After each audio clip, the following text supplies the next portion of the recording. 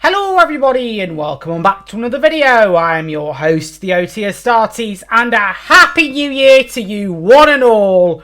So the first video of 2025, that's going to take some getting used to, is Astarties Analysis, and we are almost done with Hetty Feather Series 4. So in the last episode, Mrs. Whittack had to leave Calendar Hall because her dementia was getting the better of her. We had an emotional goodbye with her and Sheila. Jack knows that he now fancies Hetty and he asked her out. But before this could happen, Jack's little brother paid an unexpected visit and he has been stealing from Calendar Hall to supply for his mother. So because of that, Jack decided to put everything back in George's study. But he got caught, ran away and is now a fugitive.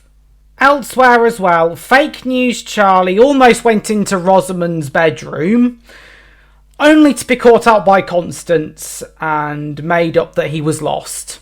So, let's begin on Hetty Feather Series 4, Episode 8.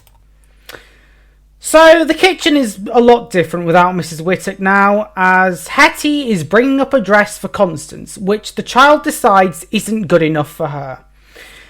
There is a Festival Queen competition on, which she arrogantly predicts to win. Now, while I was writing this firsthand, so I wrote it in my notebook, for some reason, I misheard and wrote Vegetable Queen instead of Festival Queen. What a silly competition to have on. Someone dresses up as a vegetable. So as mentioned, that there is a festival on. So Hetty goes down only to find out that one member of staff is to stay behind despite them being given the day off by Rosamund. The reason is Brodie needs someone to help her out during the day. The results of this shall be decided by drawing a name out of a bucket. And surprise surprise, that one individual who will be staying is one young Hetty Feather. The opening monologue is about fate and how it has the final word and can change a life, with Rosamund being used as an example. After the title sequence, we see the Calendar Hall crew making their own lunch hamper. Nearly everybody compliments Sheila's cooking after her sandwich cutting techniques are criticised by Agnes, Delia Smith, who suddenly turns this into a conversation about Jack when she wishes that he was back at Calendar Hall. So I bet she was thinking, Jack, get back, foot loose. Brodie conveniently turns up at that moment, telling her off, so Hetty jabs in and is told off as well, leading to Gideon changing the subject to the fair, which of course Hetty cannot attend. So this next sequence is the highlight of the episode. We start with fake news Charlie arriving and notices that the calendars are setting off. So George invites him along to join them at the fair. We then go to Emily handing Brodie a letter that she says is of great urgency. This is then followed by Rosamund and Constance getting into the carriage while Hetty and Gideon secure the hamper and speculate about Brodie. Sheila then encourages Gideon to walk with her first, but he has his duties with Edwin. And finally, as the staff set off, they realise that Lizzie is missing, but panic over as she walks outside. And now all that's left in Calendar Hall is poor Hetty looking miserable, having to spend the day with her favourite person, Brodie. The journey seems to have gone very quickly, as in the next scene, we turn up at the fair as fake news Charlie wanders off and Constance drags the rest of the family into the tent where the Festival Queen competition will be taking place. But bad news occurs when Lady Grenford turns up, with Robert as well. She claims to have arrived due to a friend being on the judging panel. Edwin then leaves and Robert talks with Emily, mainly about Edwin missing Jack. He then goes on to state that a real man's talents lie in the sports field, apart from croquet, as Emily points out. Meanwhile, Gideon is on one of the carnival games, but is visibly depressed because Edwin is searching for a flower, and Jack would have been able to help. After handing Sheila a coconut for some reason, he walks off. Sheila then looks at it and decides to help with the search despite Agnes's attempts to dissuade her, rushing away before she can be stopped. Elsewhere at the fair, Jack somehow appears, hiding in plain sight as he surveys his surroundings. He spots Gideon and Sheila pushing Edwin in his wheelchair as they continue their search for the flower. With the calendars now, Constance is worried about her voice as fake news Charlie shows up, who doesn't seem to be making any friends. Constance insists that he should hear her singing, but he gets away preferring his own company. I don't blame you, Charlie. Immediately after, we learn that one of the judges is fallen ill, so Lady Grenford wishes for George to step into her place. However, Rosamond wants to spend time with him instead, but Grenford manipulates the situation and involves Constance, making it almost impossible for the competition to proceed without a third judge. I've got a few ideas, one of them being Craig Revel Hallwood, and the second being Simon Cowell. God, remember that ratings feud? It's like our version of the Monday Night Wars. The X Factor being WCW, and Strictly being the WWF. Next up, the search for the flower is well underway as Sheila gets stung by a nettle. She is also determined to spend time with Gideon, who then finds the flower. Although it's not the one that they're looking for, he spots Jack hiding behind a tree and suggests to everybody else who are unaware of his presence to split up. Sheila, however, becomes suspicious and turns around, directly spotting the fugitive, which leads to a chase. Sheila then tries to chase, but falls and is reminded that Edwin is also there. Gideon is then back at the fair where Jack ran to. He is grabbed and taken behind a fair game. Jack came here knowing that the calendars would be here, so he proves his innocence to Gideon and wishes for his help. Robert is overseeing a flexible woman on his own, which displeases Lady Grenford, who wishes that Emily was with him instead. He is ever resentful about being humiliated, and he wants to drop out of his godmother's dastardly plan. This, however, changes when Grenford compares him to his father and his grandfather, and says that Emily is their ticket out of their hardship. But Robert still refuses to do so until he is threatened with being enlisted in the military and is bribed with money. I think that Robert should have said something along the lines of, "But I'm just a 26-year-old boy! I can't be in the army! What'll happen to me? What if I get hurt? And how am I going to tell my fake wife and my fake subscribers? And what about my lightsaber collection and my Grogu dollies? And what about those horrible grifters that I stalk?" Emily struggles to knock down some tin cans and calls upon Gideon for some help. She notices that he is not fine despite his reassurances. Gideon reveals that Jack needs help to write an apology letter to George. Robert then comes over and offers Emily some lemonade. Edwin and Sheila also arrive, making an excuse that they are playing hide and seek. As Robert is present, Edwin persuades both him and Emily to leave. Gideon then informs his colleagues about Jack's current emotional state, and then Lizzie arrives, requesting an audience for Constance. Meanwhile, Robert is apple bobbing, and this is filmed really nicely as we get a GoPro shot from the barrel's point of view, as we see Robert getting his head wet, and then gets annoyed at Emily for not watching him trying his best. She makes up an excuse about being summoned to some competition, which Robert doesn't believe.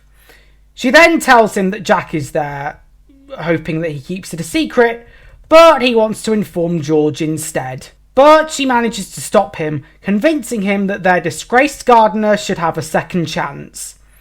But just as they leave, without noticing, Robert's wallet falls out of his jacket.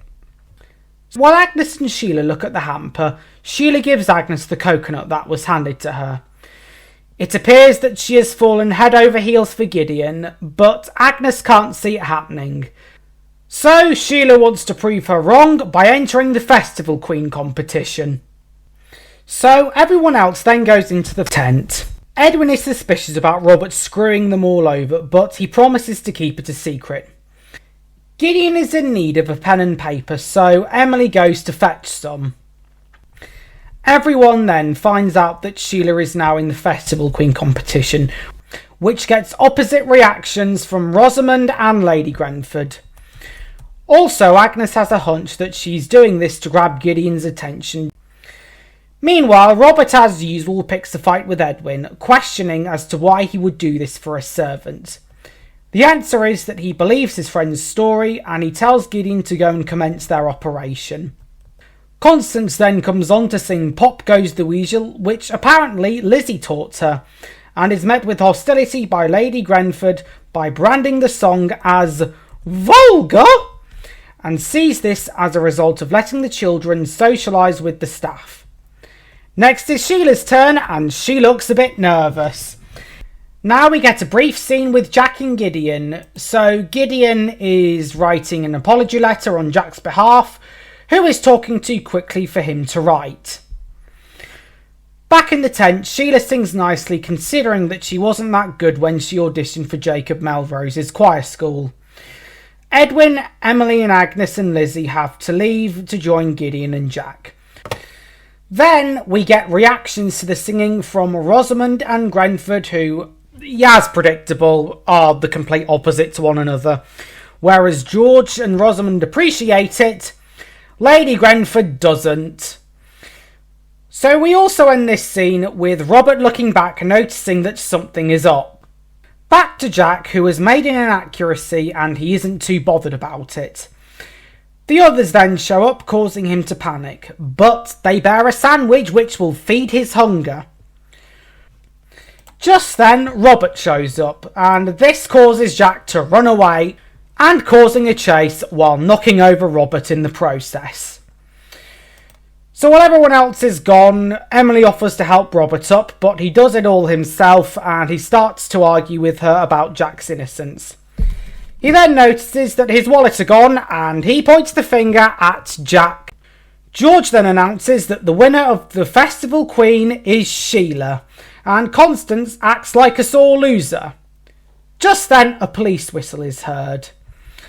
Rosamond then notices that the adolescents are all gone, and they go out to see Robert aiding a police officer in arresting Jack. Emily then defends the member of staff. George then questions whether they treated him well or not whilst in their service. Jack wants to explain recent events, but it's too late to apologise as he is taken away by Ron Simmons. Sorry, the police officer. After this, Emily glares at Robert and, amidst the commotion, Fake News Charlie ominously utters, "Woe betide all who cross the calendars." So, let's return to Calendar Hall briefly, as Hetty gets lectured by an impressed Brody about obedience breeding loyalty, loyalty breeding trust, and trust bringing its own rewards. And fear leads to anger. Anger leads to hate. Hate leads to suffering. Mistress Broder then heads off, and then Hetty proceeds to peel the potatoes when she gets out the peelings bucket to see that her name was written on all of the notes that were drawn earlier in the episode, meaning that this vote was rigged. Yeah, by the way, that Brody line reminded me so much of the Phantom Menace, and I decided as well, because I put the name Broder in there, I decided to make him an actual thing with Copilot, and yeah. Dude, the power of the Force is strong, man. We then cut to the calendars leaving the fair. Robert is praised for his actions and feels all smug about it. Then Agnes rushes up with his wallet in her hand, which was found by one of the fair workers. So the commotion was all for nothing. This angers Emily, who is then insulted by Robert. She retaliates by calling him the most odious man that she has ever met. This argument then earns Robert a glare from Lady Grenford. So that's the second person who's glared at him today. And it's not only the calendars who are having an intense journey back, but also the staff, as Lizzie starts sneezing due to Sheila's flowers. Despite winning the Festival Queen title, Sheila still prefers the coconut that Gideon had given her. He is then consoled by Agnes, telling him not to blame himself for what happened at the fair after feeling guilty about Jack. However, Agnes starts humming Sheila's song, and this irritates her, causing her to move forward away from the two. During the closing moments of the episode, Jack is in prison all alone. Sheila then returns to Calendar Hall in a bad mood, deciding to discard the flowers. Hetty tries to show her the rigging notes, but she is too depressed to care, and she is probably going off now for a sulk. Brody then enters and explains to Hetty why she didn't go to the fair, mentioning that she has potential but is too disobedient, ending with her verbally intimidating Hetty. The monologue discusses how fate hasn't been kind to Sheila or Jack in this episode, and hints that Hetty will soon discover as to why Brody hates her, serving as a teaser for the next episode. So let's get on to the review, shall we? My favourite part of this episode is when everyone leaves for the fair. So not just was it cleverly directed, but it was well synced with the music as well, so it would suit everyone's departures. And then poor Hetty is left at the doorstep looking miserable. We also get a lot of traditional British music throughout this episode, as well as we had Constance singing Pop Goes the Weasel. In the background of the funfair sequences, you could hear various songs from days gone by.